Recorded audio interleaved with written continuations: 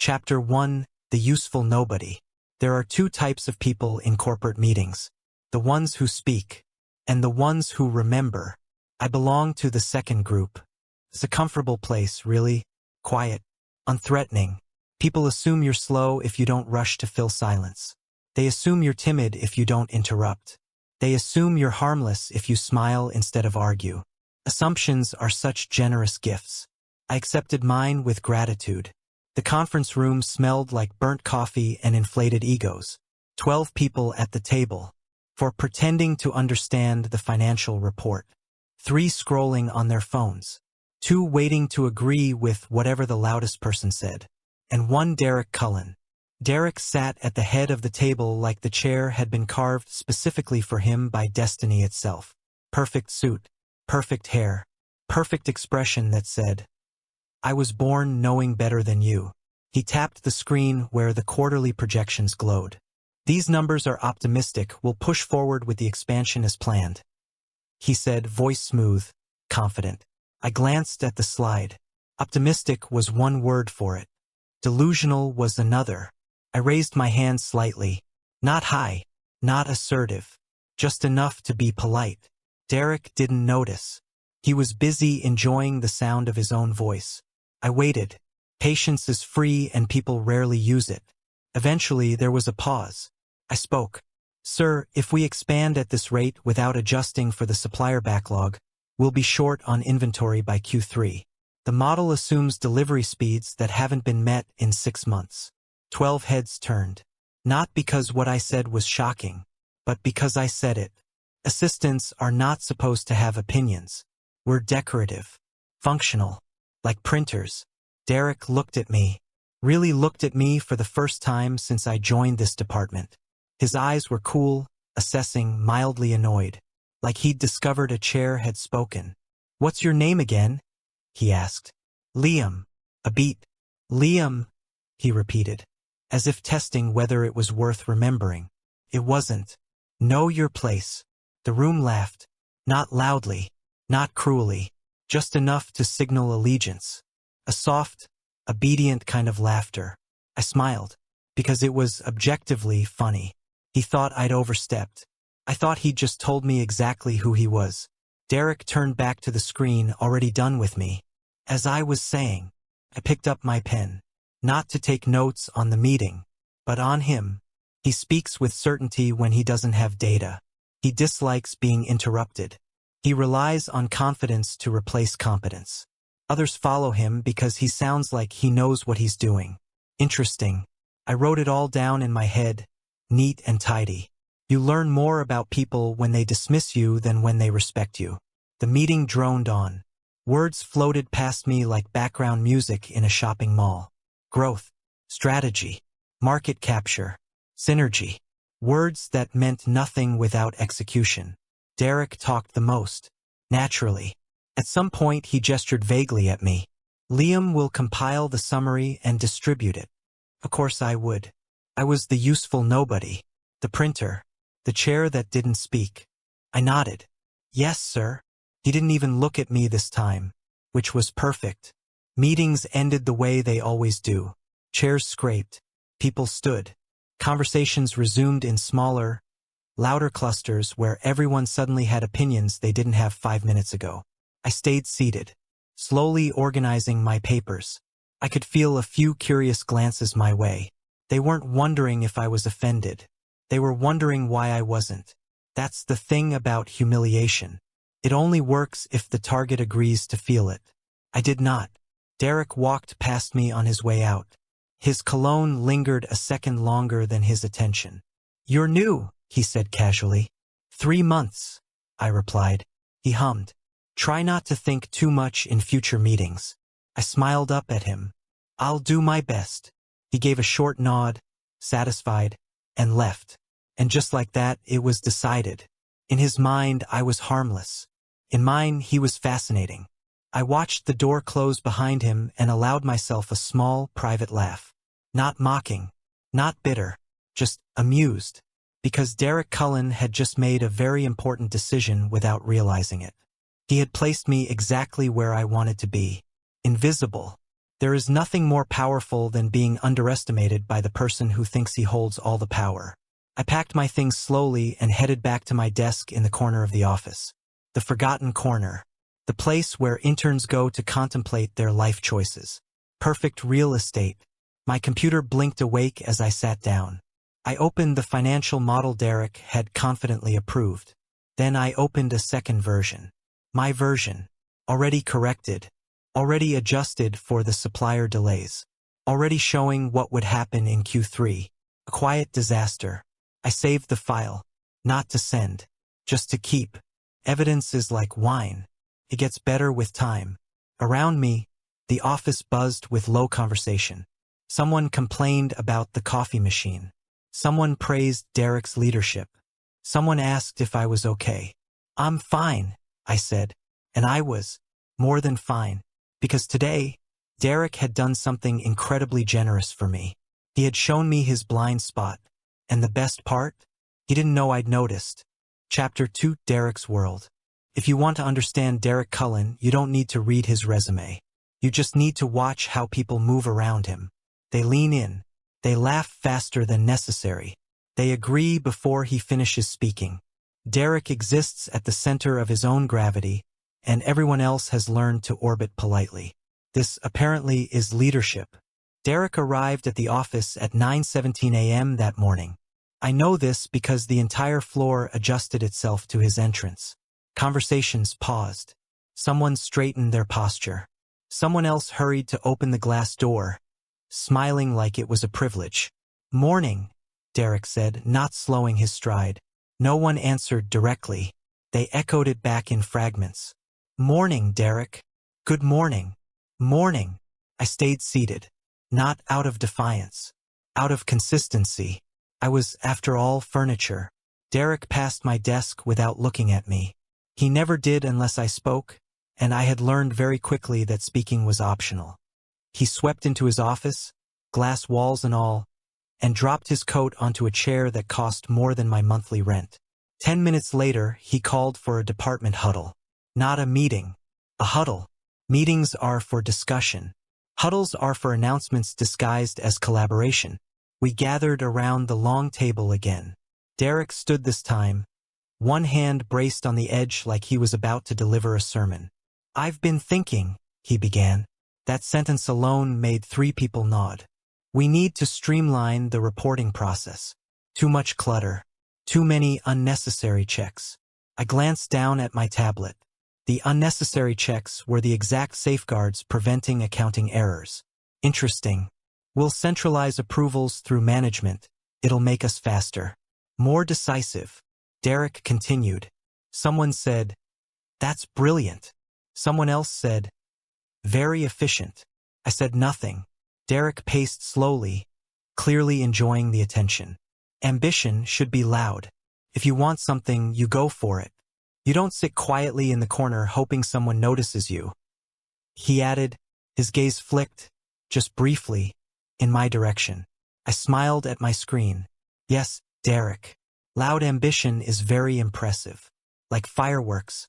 Bright, short-lived, occasionally dangerous. He gestured toward the display. We'll also adjust the forecast assumptions.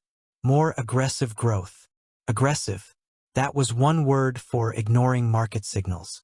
I raised my eyes. Didn't raise my hand. Just looked. He noticed. He always noticed when someone almost spoke. "What? Something to add?" he asked, faintly irritated. 12 pairs of eyes turned to me again. I considered it. Truly. Then I shook my head. "No, sir."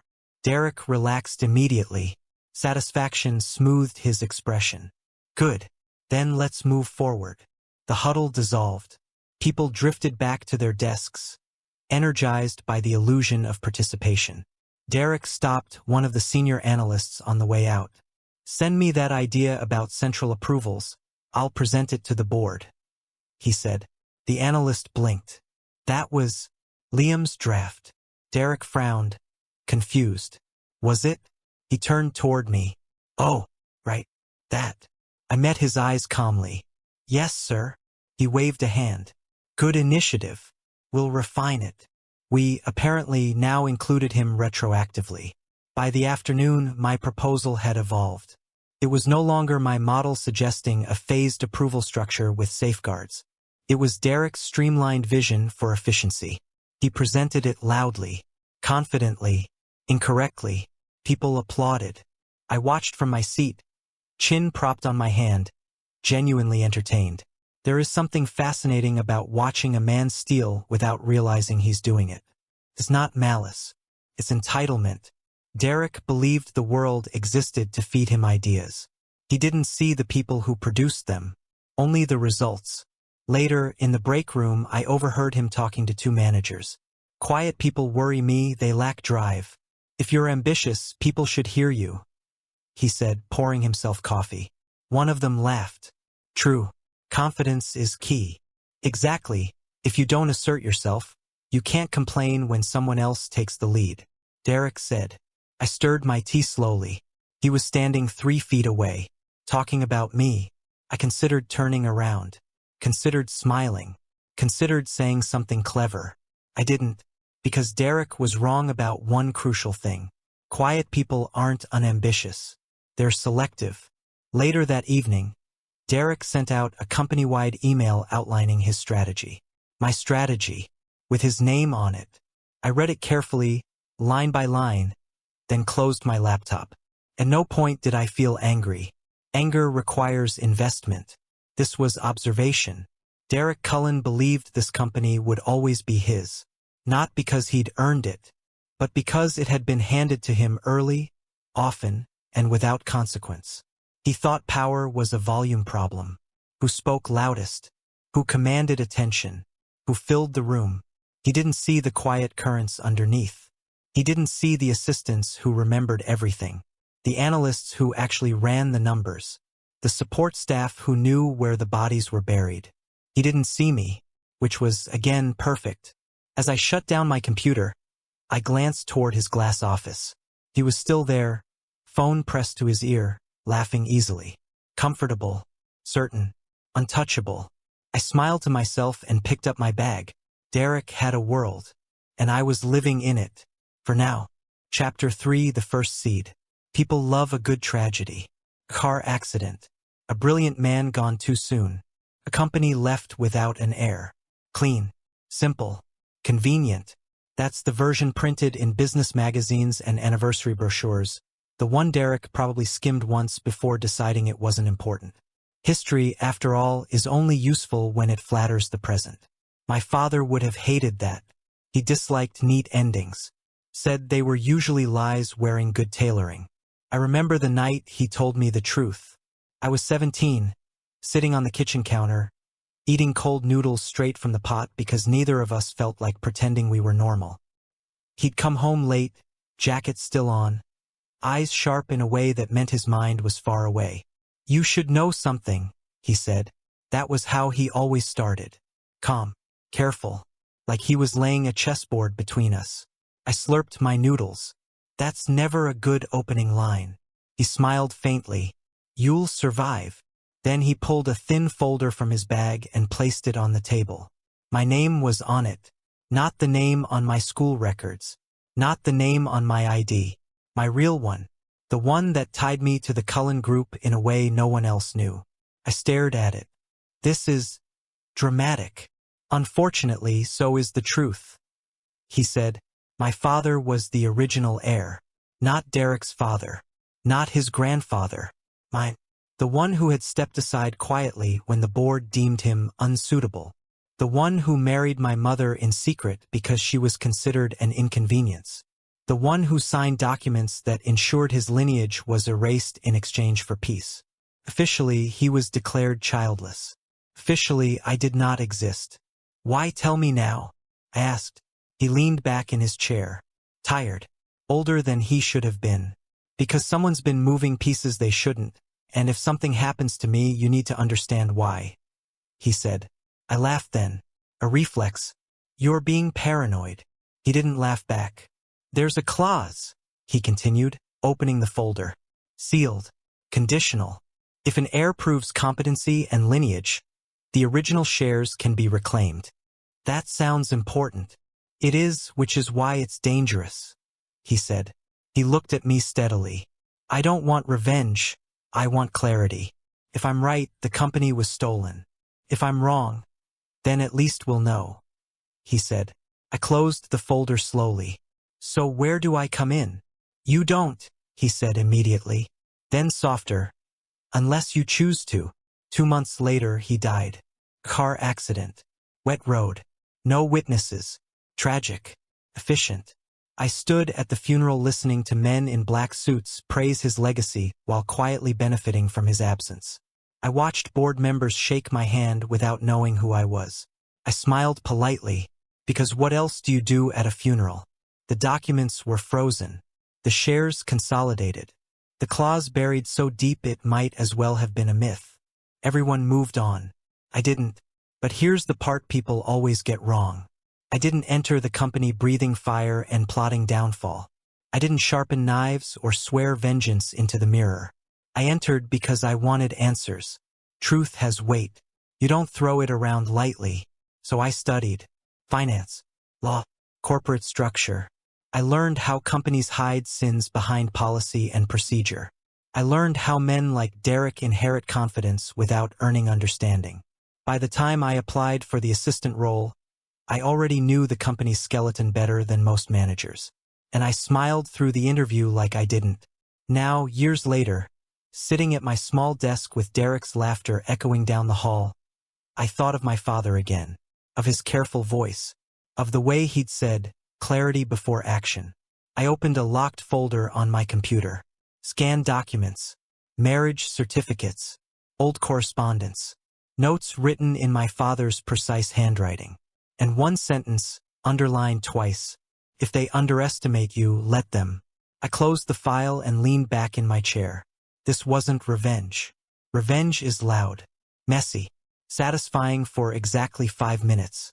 This was verification, confirmation. I wanted to know who had lied, who had benefited, who had been careless enough to think the past stayed buried. Derek was not the villain of my story. Not yet. He was just a symptom. And like any good symptom, he told me exactly where to look. I glanced toward his office again. Glass walls. Open view. Nothing to hide. So he thought. I smiled to myself, fingers tapping lightly on the desk. The seed had been planted a long time ago. I was just here to see what grew. Chapter 4, Playing Weak. Once people decide you're weak, they get very generous with their expectations. They stop guarding their words. They stop locking their doors. They stop watching their backs. It's a wonderful arrangement. Derek decided I was weak sometime between my 3rd coffee run and the 4th time I said, "Of course, I'll handle it," without complaint. After that, the role was mine. Tailored, comfortable, worn daily. Liam, can you stay late and do the reports? Liam, can you redo this deck? The font feels wrong. Liam, you don't mind taking notes, right? I minded. I just didn't show it. I took the work. I took the silence. I took the credit slipping past me like loose change falling into someone else's pocket. And in return, I got something far more valuable. Access. You'd be amazed what people tell you when they don't think you matter. The junior legal aide who always looked exhausted started venting to me while waiting for the elevator. I listened, didn't interrupt, didn't offer advice, just remembered names and dates. The facilities manager liked me because I thanked him every time he fixed something. He told me which offices stayed late, which floors had cameras, which didn't. The accounting assistant shared her snacks with me and complained about budget reallocations that made no sense. I nodded and asked innocent questions. I was collecting puzzle pieces while everyone else argued over who got to hold the box. Derek, meanwhile, enjoyed reminding me exactly where I stood. It usually happened in meetings. Liam, you wouldn't understand, he'd say lightly, cutting me off before I finished a sentence. Or worse, that's above your pay grade. Once, when a manager asked where a revised proposal came from, Derek said, "My team put it together," and gestured vaguely around the room. I was sitting right there. I smiled and kept typing. There's a particular kind of power in letting someone think they've won. The real test came at the quarterly social event. Company-sponsored. Overpriced venue. Too much wine. Everyone pretending they were friends instead of co-workers waiting for promotions. I stood near the edge of the room, drink untouched, watching Derek work the crowd like a practiced performer. He laughed loudly, clapped shoulders, accepted praise like it was his due. He spotted me eventually. Of course he did. "Liam, come here," he called, waving me over like a pet. I approached, obedient. "This is the guy I was telling you about," Derek said to a group of executives I recognized immediately. Minor shareholders. Quiet ones. The kind people forgot to flatter. "He's very dependable, not much initiative, but good for support work," Derek continued. Someone chuckled politely. I chuckled too. Derek leaned closer, voice dropping just enough to sound confidential. "Honestly, spineless, but useful." The word landed cleanly, sharp, intentional. The executives glanced at me, curious. Waiting. I laughed. A real laugh. Light. Unbothered. "You make it sound so flattering," I said. Derek grinned, pleased. He'd expected embarrassment. Maybe resentment. He got amusement instead. "See? Good attitude," he said.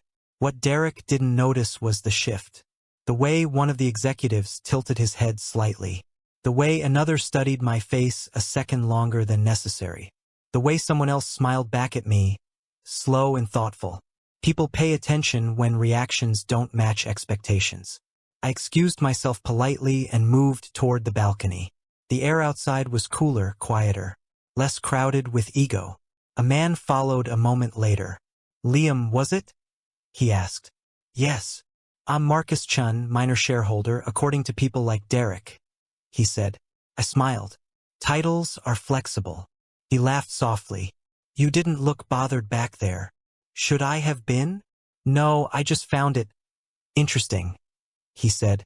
"So did I." We talked for 10 minutes. About nothing important. About wine. About how exhausting these events were. And about how Derek's expansion plan felt rushed. Careless. I didn't criticize. I didn't agree. I just listened. When Marcus left, he shook my hand a little more firmly than necessary. "Hope we talk again," he said. I hoped so too. Inside, Derek was still holding court, unaware he'd just insulted himself in front of the wrong audience. That night, as I rode the elevator down, I caught my reflection in the mirrored walls.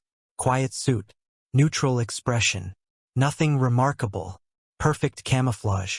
People confuse loudness with strength. They confuse silence with submission. They don't realize silence is often just someone waiting for the right moment to speak. Or act. At my desk the next morning, Derek dropped a stack of papers in front of me. "Sort these and don't overthink it," he said. I looked up at him, smiled. "Of course." He walked away satisfied. Behind him, the legal aide gave me a sympathetic look. I winked. Weakness, like strength, is often a performance. And I was playing my role beautifully. Chapter 5 Pieces in motion. People assume nothing happens when you're quiet. They imagine stillness. They're wrong. Still water is usually deep, and occasionally full of teeth. By the time Derek started complaining about unexpected resistance from the board, I already owned my first sliver of the company. Not in my name, of course. I'm not an amateur. The shares sat comfortably under a proxy registered to a holding firm registered to another holding firm registered to a very bored accountant who asked no questions as long as invoices were paid on time. Paperwork is a beautiful thing. It forgives almost anything if you file it correctly. I acquired the shares slowly, carefully, like feeding crumbs to pigeons instead of throwing bread and causing a riot. Minor shareholders first. The overlooked ones. The ones Derek called irrelevant. They liked me, not because I impressed them, because I remembered their names, because I asked how their kids were doing, because I listened when they complained about returns that didn't add up, because I never spoke like I was doing them a favor. People sell more easily when they don't feel stupid doing it. Meanwhile, Derek was busy launching his flagship project. His pride and joy, a market expansion platform he bragged about in every meeting, every email, every elevator ride with trapped subordinates. "This is going to redefine our position," he said one morning. pacing like a general before battle. I want everyone aligned. Everyone nodded. I nodded too. Then I went back to my desk and checked the metrics for a company Derek had never heard of. Mine. Well, not mine. Officially. A shell company. Clean. Boring name. Perfect compliance. Identical market target. We mirrored his model. And then we fixed it. Better supplier terms. Realistic growth curves. Safeguards he'd cut for speed. Within 3 months, our numbers quietly outperformed his. No press release. No fanfare. Just results. I watched Derek's project stall while mine advanced like a polite ghost. He blamed logistics. He blamed teams. He blamed unforeseen market behavior, which is corporate for I didn't look closely enough. Through it all, he remained comfortable. Comfort is dangerous. Comfort makes you sloppy. That's when I found the documents. It happened on a Tuesday, the most honest day of the week. No one expects revelations on Tuesdays. The legal aid I'd befriended months ago slid a folder across the table during lunch. "You didn't get this from me," she said. "I never do," I replied. Inside were scanned records tied to frozen shares following my father's death. Dates, transfers, consolidations executed under emergency clauses that should never have been activated. I read them slowly, then again, then once more, just to savor the feeling. Suspicious wasn't the word. It was surgical. Everything had been done just legally enough to avoid questions, just fast enough to prevent objections, just quiet enough to fade into policy. My father hadn't been paranoid. He'd been interrupted. I thanked her and promised coffee for life. She smiled tiredly. "Just be careful." "I always am." That night I stayed late. Derek had already left. He never stayed late unless cameras were around. I pulled up old board minutes, archived emails, obscure footnotes no one bothered reading. And there it was, the sealed clause, still valid, still dangerous, still waiting. I leaned back in my chair and laughed softly. All this time, they'd been sitting on a landmine and complaining about dust. The next morning, Derek called an emergency meeting. His project was underperforming. An anonymous competitor was disrupting projections. Someone had blocked a minor proposal without explanation. He was irritated, not alarmed. Important distinction. "This doesn't make sense, we had clear momentum," he snapped, tapping the table. I glanced at the data. We did. Just not him. "Markets fluctuate," someone offered weakly. Derek exhaled sharply. "No. Someone's interfering." His eyes swept the room, skipped right over me. I was busy taking notes. After the meeting, he stopped by my desk. "You've been quiet lately," he said. "I'm always quiet." "Yes, but quieter." I smiled. Less to say. He studied me for half a second longer than usual, then dismissed the thought. "Make sure the next report highlights our strengths, not the noise," he said. Of course. Noise. That was what he thought this was. I watched him walk away, posture still confident, shoulders still relaxed. He had no idea how many pieces were already moving. Shares changing hands, votes shifting, allies reconsidering. And me? Still the useful nobody. Still smiling. Still invisible. I closed the folder on my screen and returned to my work. After all, things were only just beginning to get interesting. Chapter 6, The First Crack. There's a very specific sound confidence makes when it fractures. It's not loud. It doesn't shatter. It's more like a hairline crack in glass. Easy to miss unless you're looking directly at it. The board meeting started exactly the way Derek liked his meetings to start. On time. Well lit. With him standing at the center like the natural conclusion to any discussion. He'd chosen his suit carefully. Dark, expensive, authoritative. The kind of outfit that said I belong here without needing to say it out loud. "I'll be brief," Derek said, which was always a lie. "We're proposing a reallocation of funds to reinforce our flagship project and accelerate rollout." Slides changed. Numbers appeared. The room nodded along. I sat 3 seats down, notebook open, pen moving. The reliable constant. Derek reached the final slide. And with the board's approval, we'll move forward immediately. He concluded.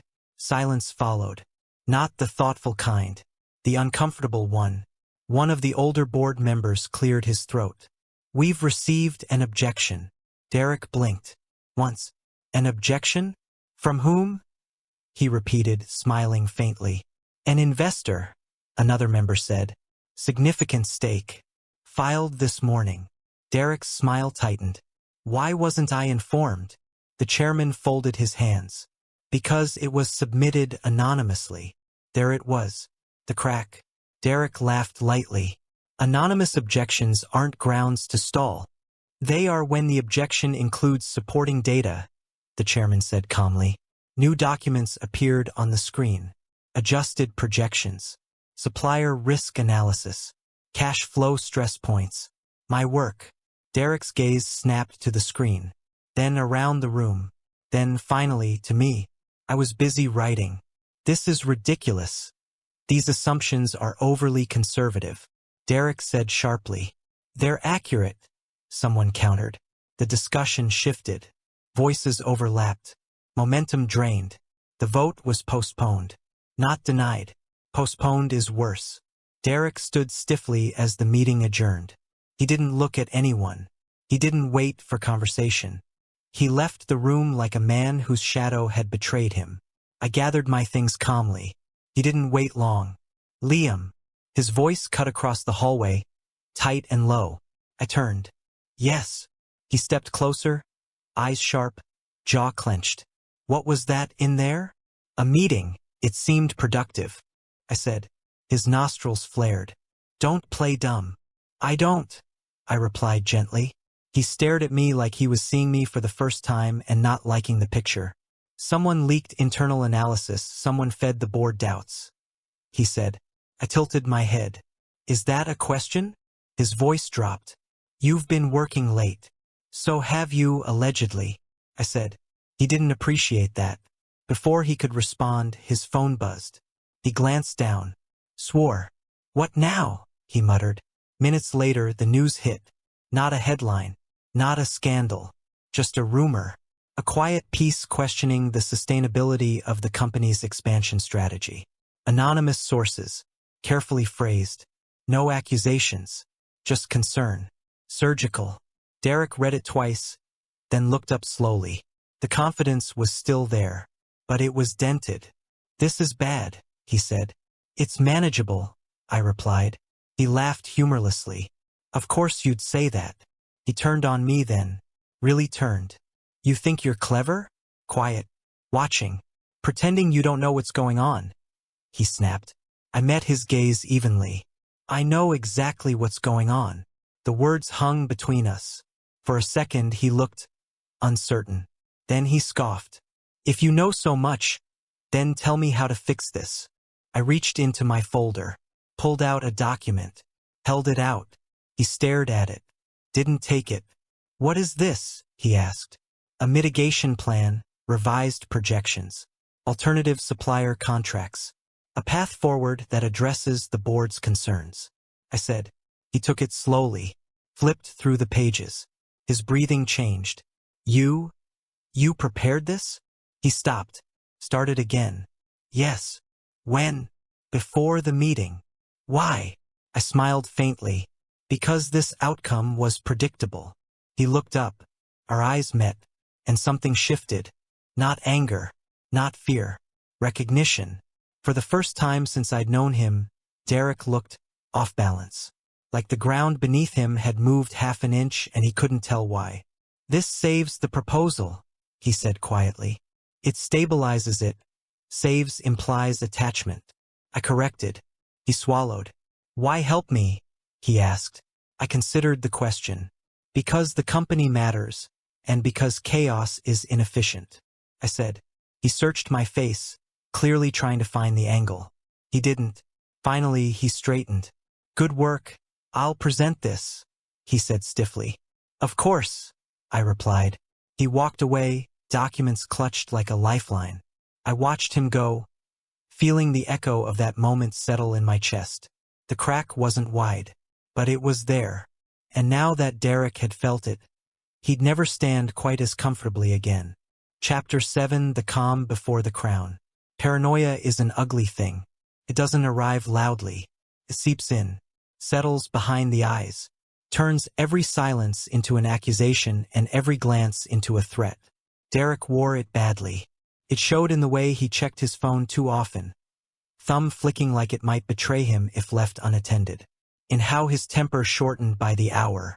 In how his laughter came a beat too late, a fraction too sharp. Power, when it starts slipping, makes people very aware of gravity. The office felt different now. Not tense exactly, more cautious. Conversations lowered when Derek passed. People paused before agreeing. Allies who used to nod immediately now said things like, "Let's circle back," or "We should review that." Review was corporate for "we're not sure anymore." Derek noticed. Of course he did. He just didn't understand why. Votes stalled. Proposals were amended instead of approved. The board asked for data they'd never bothered with before.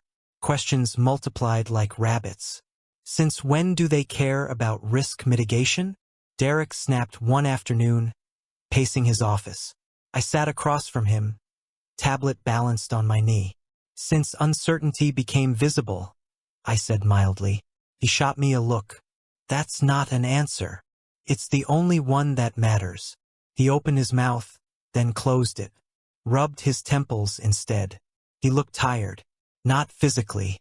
Derek still slept well, ate well, lived well, but the kind of tired that comes from losing control of the narrative.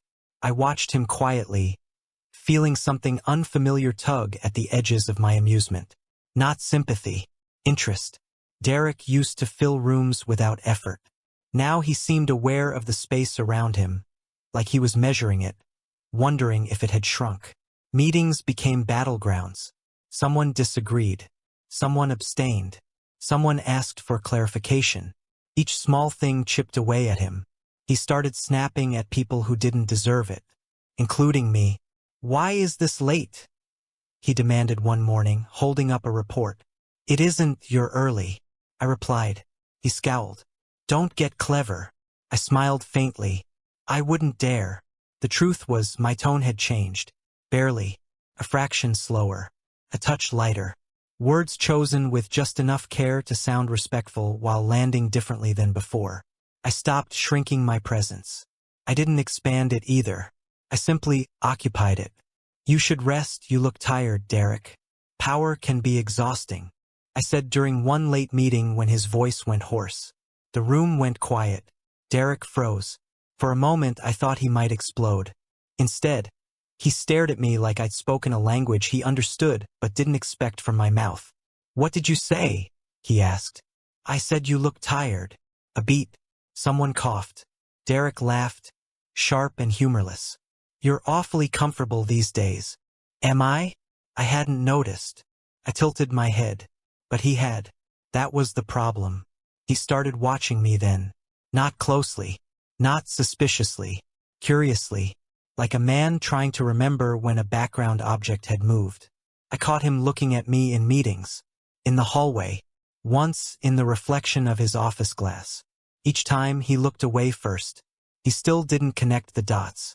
Because in his mind I was still the useful nobody. The assistant. The man who fetched reports and fixed problems quietly. That version of me couldn't be dangerous. So the tension twisted inward instead. He questioned everyone else. He accused. He suspected. He second-guessed. People pulled away. The irony was beautiful. The more paranoid Derek became, the less anyone trusted him. And me? I became dependable.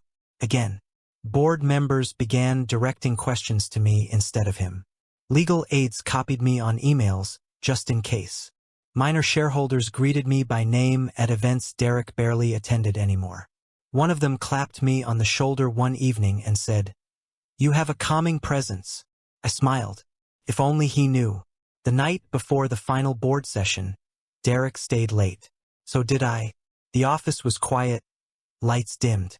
He stood by the window of his office, city lights reflecting off the glass. "You ever feel like everyone's waiting for something?" he asked suddenly. "Yes," I said. He turned. "What?" For things to make sense, I clarified. He studied me, searching again for something he couldn't name. You're different lately, more confident, he said. I shrugged. Circumstances change. He frowned. You think you'd do better in my position? The question slipped out before he could stop it. I looked at him, really looked. I think that power reveals what was already there. I said carefully. He didn't like that answer, but he didn't argue either. As I left that night, I felt the air shift, the calm before a storm, or a coronation. Derek was still standing, still powerful, still blind. And me? I was done pretending not to notice how close we were to the end. Chapter 8, The Unveiling. Revelations are overrated. People expect thunder, shouting, tables flipped, someone dramatically confessing while security drags them away. Real power shifts are quieter.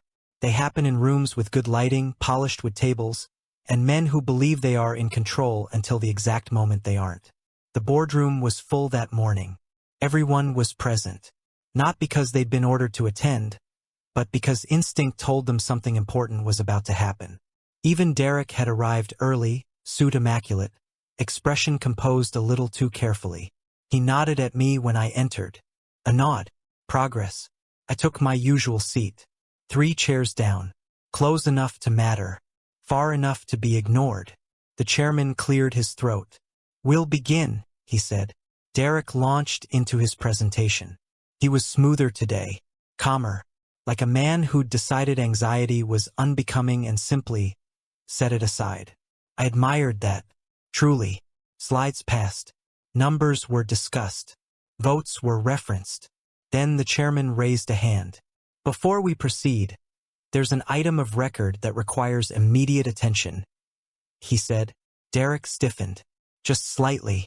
An issue regarding ownership structure, the chairman continued. Specifically, regarding dormant shares tied to the original succession. Silence fell. Not confused silence. Interested silence. Derek frowned. Those shares were consolidated years ago. So we believed until this morning. The chairman said calmly. A folder slid across the table. Not toward Derek. Toward me. That was the moment. The precise, irreversible moment. Every head turned. Derek's eyes followed the movement slowly, like his brain was lagging behind reality. I looked down at the folder, then up, smiled. Inside were documents I knew by heart. DNA verification, independent labs, redundant testing, impossible to dispute without looking ridiculous. A sealed will, executed decades ago. My father's signature steady and unmistakable. The clause, still valid, still sharp. The chairman spoke again. The will specifies that in the absence of public acknowledgement, lineage may be proven retroactively. Upon verification of competency, the original shares may be reclaimed. Another board member finished. Derek stood abruptly. This is insane. Who brought this forward? He said. I did, but I let the chairman answer. The heir did. Derek laughed. A short, disbelieving sound. The heir is dead. There was no child. He snapped. I finally spoke. Officially, yes. I said. His head turned toward me. Really turned this time. What did you say? He asked.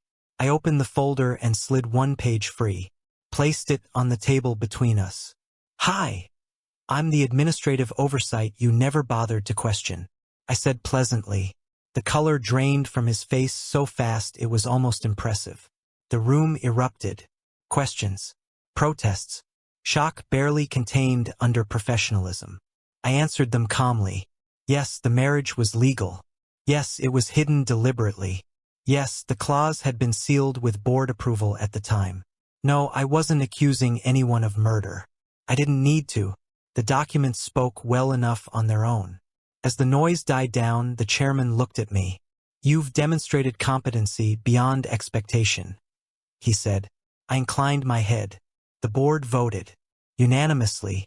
Derek sat back down slowly, like gravity had remembered him all at once.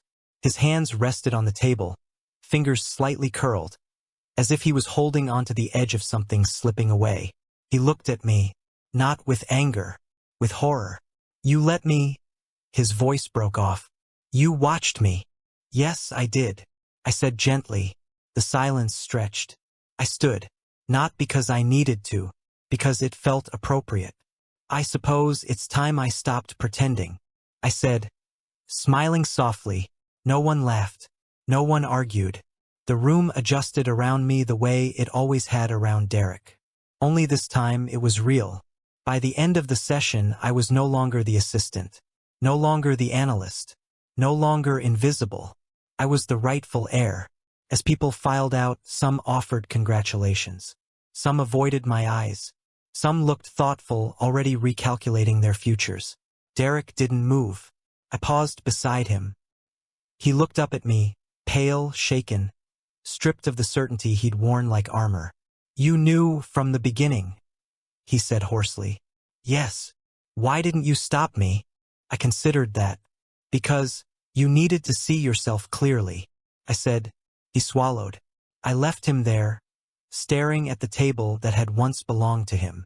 And for the first time since I'd entered that building as a nobody, I walked out knowing exactly who I was. The crown, as it turned out, had been waiting all along. I'd just let everyone forget it existed. Chapter 9. After the fall. Power doesn't announce itself when it arrives. It rearranges furniture. The first morning after the board decision, I walked into the building at the same time I always did. Same badge, same elevator, same neutral suit, different gravity. People felt it before they understood it. Conversations softened as I passed. Eyes followed, then dropped. Someone straightened a stack of papers they weren't actually using. Derek wasn't in his office. Of course he wasn't. His glass-walled kingdom had been reassigned overnight, scrubbed clean of personal effects like a hotel room after checkout. Someone had left the blinds open. Sunlight poured in unapologetically. I didn't look inside. I had work to do. The mess Derek left behind wasn't dramatic. No flaming ruins.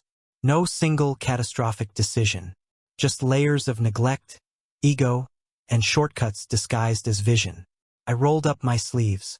Meetings were called. Policies reviewed. Contracts renegotiated. People who'd been ignored for years were suddenly asked what they thought. They had thoughts. We stabilized supply chains. We slowed expansion. We corrected projections. The company exhaled, long and relieved, like it had been holding its breath under someone else's hand. By noon, Derek appeared. He stood at the edge of the floor, suit still perfect, expression anything but. He looked like a man who'd been evicted from a story he thought starred him. No one rushed to greet him. No one avoided him either. They just didn't orbit anymore. He watched me from a distance while I spoke with legal, then with finance, then with a manager he used to interrupt mid-sentence.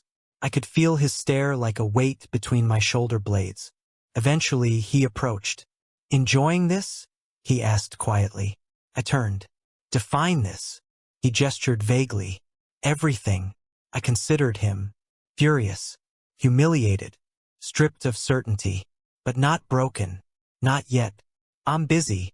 If you need something, schedule a meeting, I said. His jaw tightened. You think you can talk to me like that? I always could. You just didn't hear it, I replied. That stung. Good. The meeting happened that afternoon. Private. Glass walls frosted this time. Derek sat across from me, hands clasped too tightly. He looked caged. This is a mistake. You don't have the experience, he said. I have the patience and the data, I said. You blindsided me. Yes. You humiliated me. I tilted my head. No, you did that yourself. I just stopped holding the mirror. Silence followed. Then, quieter. What happens now? That was the real question. I could have ended him, removed him entirely, let him fade into irrelevance like so many executives before him. It would have been clean, easy, satisfying in a shallow way. Instead, I studied him. Derek Cullen, without the illusion of inevitability. You can stay, I said. His head snapped up. In a reduced role, no unilateral decisions. Oversight required. You'll report. You'll listen. His eyes burned. Why? I smiled faintly. Because this is opportunity. If you learn. I said. That did it. The anger flared, hot and immediate. His pride recoiled like it had been struck. Learn from you? He snapped. From reality, I just happen to represent it right now. I corrected. He stood abruptly, chair scraping back. You enjoy this, watching me grovel. He accused. I didn't stand. I enjoy efficiency and I don't grovel. Neither will you. If you stay, I said. He stared at me, breathing hard. Then slowly he sat back down. The fury didn't leave his eyes. But something else appeared beneath it. Reluctance, curiosity, and something dangerously close to shame. Fine, I'll stay, he said through clenched teeth. I nodded. Good. The mercy burned worse than punishment. I could see it in the way he walked out afterward. In the way he avoided eye contact with people who used to defer to him. In the way he flinched when corrected in meetings. Especially when I corrected him. Not harshly. Never cruelly. Just accurately. Actually, that metric doesn't support that conclusion. I'd say lightly, or, let's slow down and think this through. Each time he stiffened. Each time he listened. The company healed faster than I expected. Derek did not. But he stayed. And every day, as he learned to exist without the crown he thought was his birthright, I watched something new take shape in his eyes. Not obedience. Not gratitude. Something far more dangerous. Awareness. And that, I suspected, would change everything. Chapter 10, Control. There's a peculiar satisfaction in teaching someone humility without ever raising your voice. It's not loud. Not theatrical. Not even fair. But it's devastatingly effective. Derek learned this slowly. Painfully. With every interaction I orchestrated like a chess game played in soft silk gloves.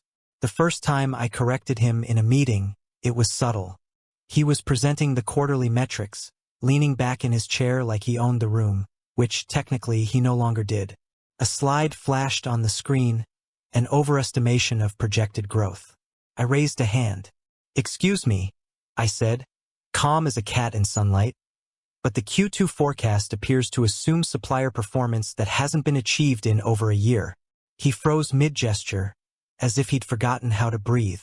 I did account for that, he said stiffly, scanning the room for allies. I smiled lightly. Adjustments may be necessary. For accuracy, not ego. Heads turned. Some suppressed smiles. Derek's color shifted slightly. He'd hate the word ego when applied to him. He recovered quickly, or tried to.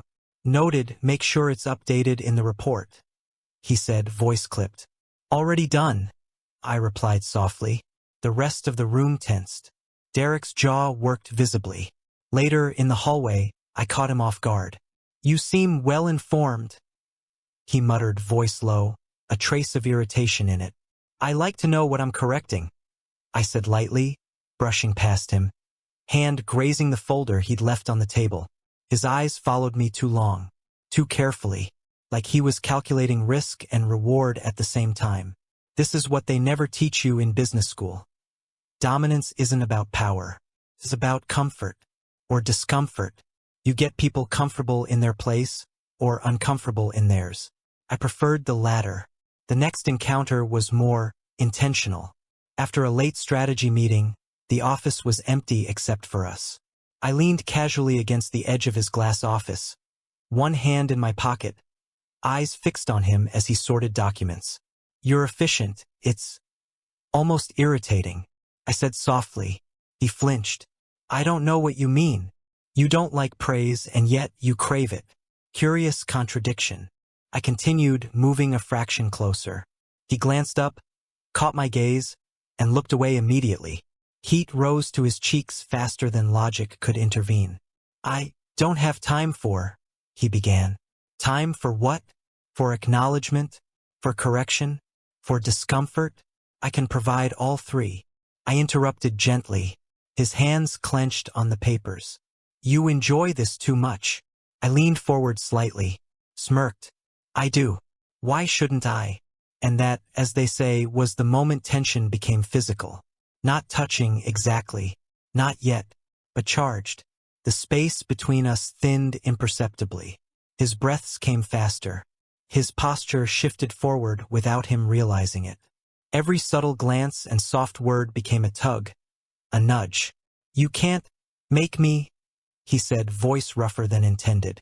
"I'm not making you," I replied softly, letting my hand brush his shoulder as I passed by. A light touch, not enough to be overt. Enough to say, "I exist here and I know you want it." He froze, then moved a step closer, then stepped back. Exactly the reaction I had hoped for. Later, in another meeting, I complimented him publicly on a proposal that had minor errors. "Derek, your vision is impressive. Even if execution could use refinement," I said, with a smile so serene it was lethal. His blush was subtle, his glare sharper. He hated that I could praise and correct simultaneously. "Refinement," he muttered under his breath. "Exactly," I said softly, leaning in just enough so my voice was private, intimate, dangerous. The effect was cumulative. Every meeting, every hallway, every chance encounter. I nudged, teased, praised, corrected. Each interaction tightened the invisible tension between us like a bowstring. He hated me. He wanted me. He tried to reconcile these opposing forces in one glance, one movement, one word. He failed spectacularly every time. And I watched, amused. Because the beauty of flirtation as control isn't in domination or submission. It's in the subtle art of being indispensable while impossible. I cornered him in the stairwell later that evening. The building was silent. He leaned against the railing, posture defensive, eyes wary. "You're enjoying this too much," he whispered. "I'm enjoying you discovering it," I replied softly, stepping closer. My hand brushed the railing just beside his, fingers almost touching.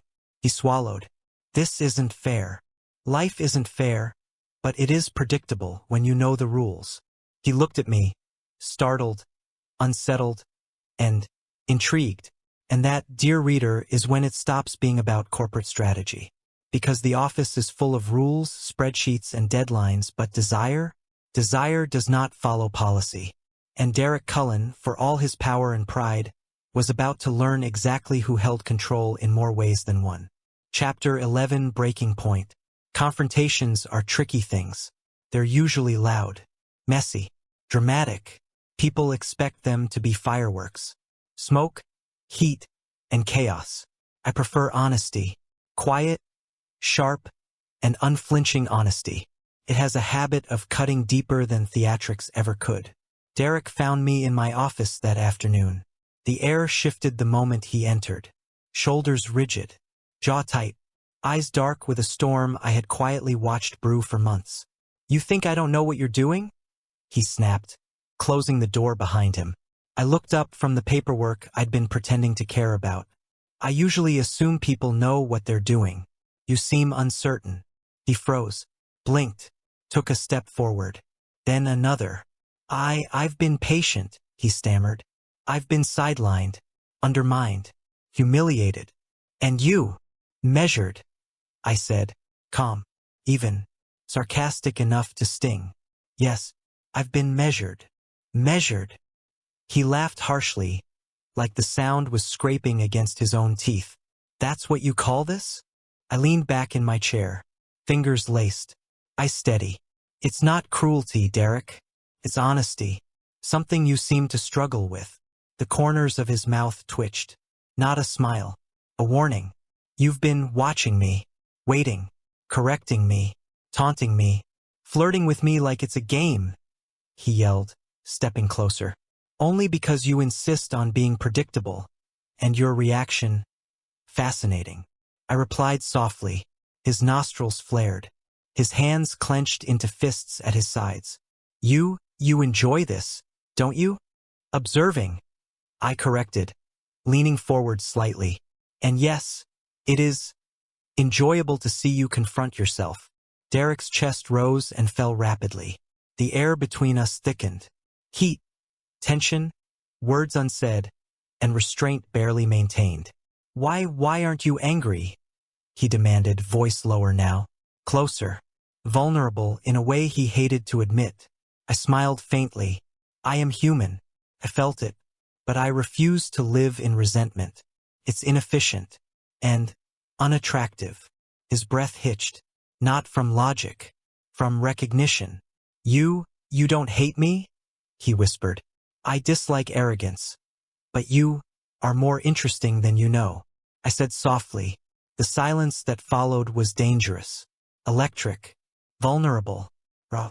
You're impossible, he muttered, taking an unsteady step closer. Only to those who refuse to see clearly, including yourself. I replied, tilting my head, eyes locking on his. He hesitated, shook his head, ran a hand through his hair. You don't understand. I understand perfectly. I know exactly what you're feeling. Confused, angry, frustrated, drawn. I interrupted gently, standing, stepping closer, closing the distance. He stared at me, open-mouthed, breath ragged, vulnerable. I reached up, cupping his jaw lightly, thumb brushing over tense skin. It's okay, you don't have to pretend, I said softly. His eyes darkened. The line between anger and desire blurred. His hands trembled slightly as they hovered near mine. Then, as if gravity itself had shifted, he closed the distance, pressed his lips to mine. The kiss was everything. Heated, desperate, unresolved tension spilling into motion. Hands found shoulders.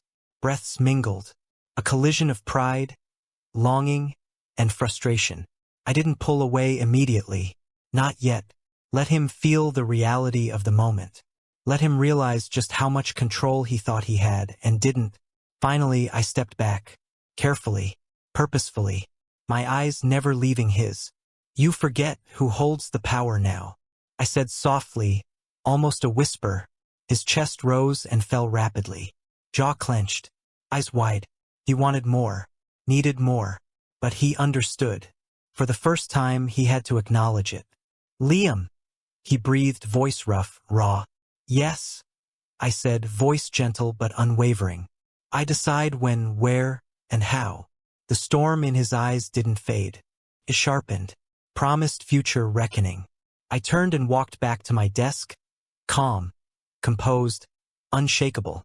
Derek remained, standing in the office, unsteady but undeniably aware of the new balance. And the first crack had turned into a canyon. This was not over, not even close. But now, finally, we were both playing the same game. And the rules were mine. Chapter 12, Legacy, rewritten. The thing about legacy is that it doesn't announce itself. It doesn't come with fanfare. No red carpet. No dramatic music. Just decisions. Quiet ones. Ones that make people stop and reconsider who they thought they were following. That morning, I stood at the front of the boardroom. Glass walls, polished wood. The smell of coffee and authority lingering in the air. Derek was beside me, not in front, not in charge, just beside. And I could see him thinking, recalculating, measuring exactly how much control he had left. Not much. Not nearly enough to make a difference here. Cleared my throat. Good morning. I began, voice calm, precise. I let a pause settle in just long enough to remind everyone I was present. Fully. Finally. The room leaned in. A subtle tilt, the kind people do when they're curious about someone new stepping into power.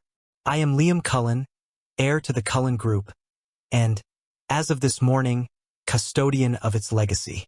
I continued, murmurs, polite but tense. People shifted in their seats. Derek remained still beside me, expression careful, measured, but attentive. His transformation over the last months had been subtle but total. No arrogance. No blind certainty, just awareness, and an undercurrent of fascination. I did not come here to undo the past out of anger, I said, eyes scanning the room, landing briefly on every board member, legal counsel, and minor shareholder who had ever been overlooked. I came to restore clarity, and to honor my father's work, not just the documents, not just the shares, but the principles that built this company. Patience. Integrity, awareness. Heads nodded, some quietly, some more openly. I let it happen. There is power in letting recognition arrive organically. Derek whispered something low beside me, probably to reassure himself he wasn't entirely useless. "You're calm," he said softly. "I am focused. There is a difference," I replied, voice just above a murmur. We finished the formalities. Approvals, transfers, restorations, names cleared, shares returned, policies revisited. The company, for the first time in years, was breathing correctly. And then Derek and I stepped into my office, alone. The teasing, the tension, the flirtation. Everything that had been public, sharp, charged. It softened, slowed, realized. He stood a little too close. His eyes darkened slightly, and I could feel the pull of months' worth of unspoken truths and desires. "You handled everything perfectly," he said quietly, voice rough. "I handled it as it should be," I replied lightly, letting a teasing smile linger at the edge of my mouth.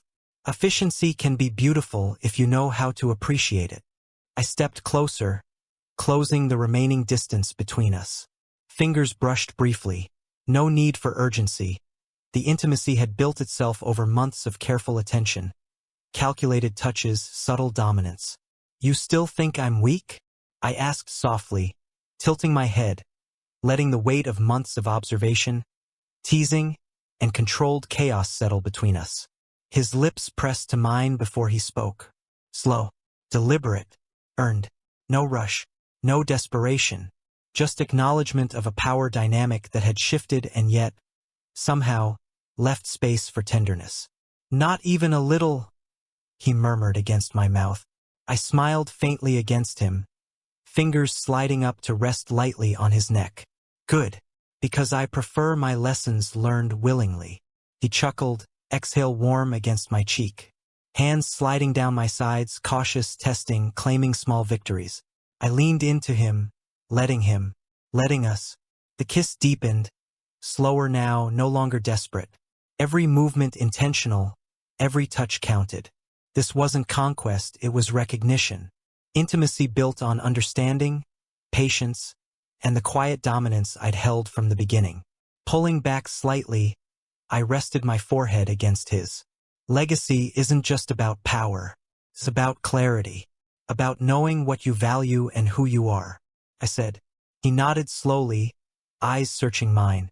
"And you?" "I am who I always was, just finally unafraid to show it," I replied, lips brushing his again. Derek smiled. Honest this time. No arrogance, no deflection. Just recognition of the balance between us now. And the company? Well, it could wait. We had rewritten more than just legacy today. We had rewritten us. And for the first time, the crown felt like home.